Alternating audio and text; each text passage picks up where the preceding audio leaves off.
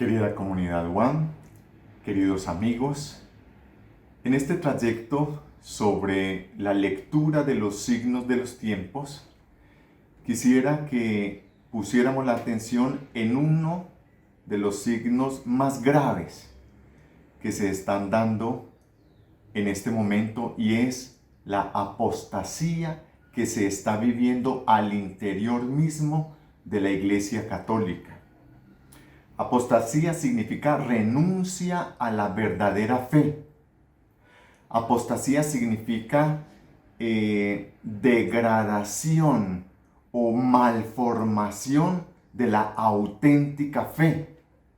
Y también, en un grado supremo, apostasía significa abjuración, es decir, declaración pública de que ya no se sigue la sana doctrina, sino que se quiere imponer una nueva doctrina. El Catecismo de la Iglesia Católica, en el numeral 675 y siguientes, habla de la última prueba de la Iglesia. La última prueba de la Iglesia. Porque es que la Iglesia desde que nació está en prueba. La Iglesia desde que nació ha sido perseguida, la Iglesia Católica. Pero cuando el Catecismo de la Iglesia Católica dice la última prueba de la Iglesia, antes de la venida de nuestro Señor Jesucristo, que está muy cerca, ¿qué dice el Catecismo de la Iglesia Católica acerca de la última prueba? Dice 675. Antes del advenimiento de Cristo, la Iglesia deberá pasar por una prueba final que sacudirá la fe de numerosos creyentes.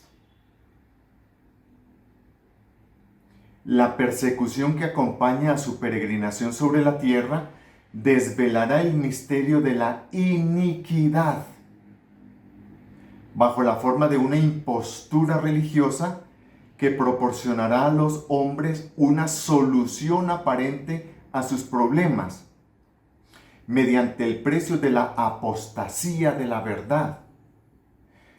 La Iglesia Católica en este momento, en su cúpula y hasta en sus más humildes seguidores, está abogando por una religión mundial mediante una falsa concepción de ecumenismo, una renuncia a la identidad. Se está abriendo a un diálogo con las demás religiones, no para aportar desde su identidad, sino para renunciar a su identidad y formar con todos una superreligión, una única religión mundial, que vele por un humanismo en el que todo el mundo viva en paz, que no haya guerras de religión, porque nos dejamos meter el cuento que todas las guerras han tenido su origen en la religión. Que entonces la solución es una sola religión mundial, en la que cada uno cree en Dios, en un Dios genérico, en un Dios creador, en un Dios relojero, en el Dios de los masones, en el Dios que es el creador de todos y por tanto todos somos hermanos. Eso, que es una impostura religiosa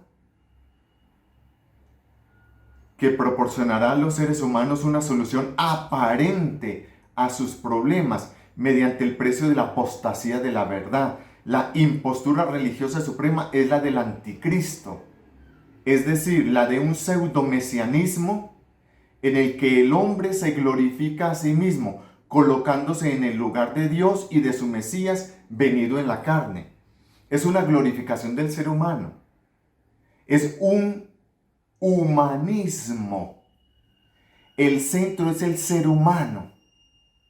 Aquí el centro no es ni Dios, ni su plan de salvación, ni Jesucristo, ni su reino.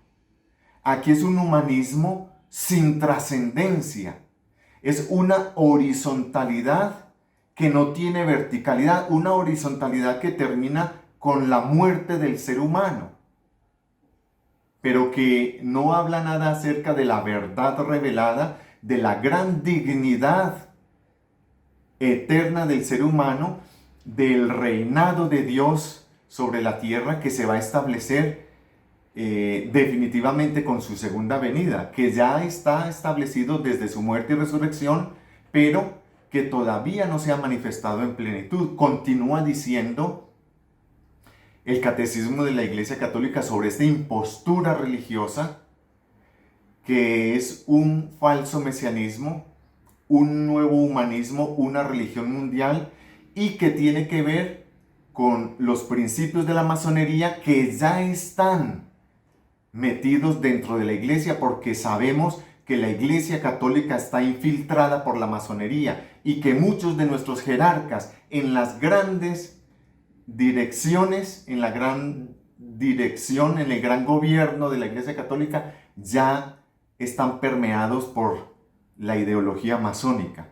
Continúa diciendo el Catecismo de la Iglesia Católica: esta impostura del anticristo aparece esbozada ya en el mundo cada vez que se pretende llevar a cabo la esperanza mesiánica en la historia, lo cual no puede alcanzarse sino más allá del tiempo histórico a través del juicio escatológico, lo cual no puede realizarse sino con la segunda venida de nuestro Señor Jesucristo. Eso es lo que la iglesia debe predicar. A eso es a lo que la iglesia se debe dedicar, a predicar el reino de Dios, a anunciar la verdad revelada por Dios, no a un falso ecumenismo que nos lleve a un humanismo, a una fraternidad universal, fratelli tutti, en donde el único que reinará será el ser humano. Mentiras, ni siquiera el ser humano. Será una pseudo religión, una impostura religiosa que allanará el camino para que el anticristo pueda reinar sobre el mundo. ¿Quién es este anticristo? Lo vamos a dialogar, a reflexionar en el siguiente trayecto de nuestra píldora espiritual.